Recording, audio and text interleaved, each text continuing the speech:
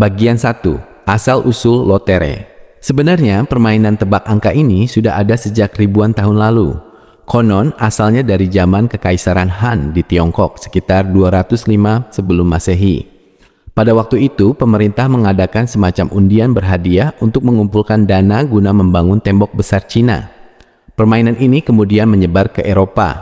Di Italia, tepatnya di kota Genoa, orang-orang biasa bertaruh menebak nama-nama orang yang terpilih menjadi anggota Dewan Kota. Lama-kelamaan, nama-nama itu diganti menjadi angka. Dari situlah lahir istilah loto. Bagian 2. Masuk ke Indonesia. Permainan ini masuk ke Nusantara pada masa penjajahan Belanda. Orang Belanda membawa sistem lotere ini untuk menarik pajak atau dana dari masyarakat. Awalnya permainan ini legal atau diizinkan. Tapi lama-kelamaan banyak yang membuat permainan sendiri secara ilegal agar untungnya bisa dinikmati sendiri. Masyarakat pribumi juga mulai tertarik karena dianggap cara cepat mendapatkan uang, meskipun resikonya besar. Bagian 3. Lahirnya nama Toto Gelap. Setelah Indonesia merdeka, pemerintah mulai melarang segala bentuk perjudian.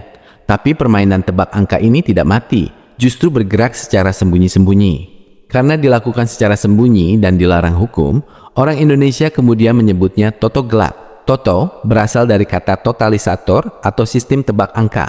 Gelap artinya ilegal, tidak ada izin, dan dilakukan di bawah tangan. Disingkat jadi togel. Bagian 4. Sistem permainan. Awalnya sistemnya sangat sederhana. Bandar akan menarik atau menentukan angka keluaran, dan pemain menebak angka tersebut. Seiring waktu, sistemnya makin beragam. 4D, tebak 4 angka. 3D, tebak 3 angka belakang. 2D, tebak 2 angka belakang. Ada juga colok bebas, colok jitu, dan lain-lain. Angka keluarannya pun tadinya bisa sembarangan. Tapi lama-kelamaan banyak yang menggunakan keluaran resmi dari negara lain seperti Singapura, Hong Kong, atau Sydney agar terlihat lebih adil dan tidak diatur bandar. Bagian 5. Zaman dulu versus sekarang. Dulu, main togel itu harus datang ke bandar atau orang kepercayaan di kampung, menulis angka di kertas kecil, dan menunggu pengumuman angka keluar lewat radio atau koran keesokan harinya. Sekarang, teknologi berubah. Meski tetap dilarang, praktik ini berpindah ke internet dan aplikasi WhatsApp. Transaksi pakai transfer bank, dan angka keluar bisa dilihat secara real-time di berbagai situs prediksi. Bagian 6. Dampak dan hukum. Sejarah togel juga selalu beriringan dengan masalah sosial. Banyak orang yang tergiur hadiah besar tapi justru jatuh miskin karena kecanduan. Banyak juga kasus penipuan bandar lari membawa uang.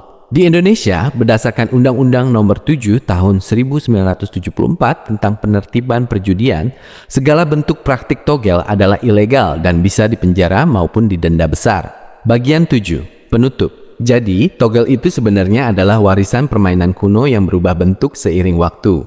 Dari semula penggalangan dana, jadi hiburan, lalu jadi judi ilegal yang sampai sekarang masih menjadi fenomena tersendiri di masyarakat Indonesia, meskipun resikonya sangat besar baik secara hukum maupun ekonomi.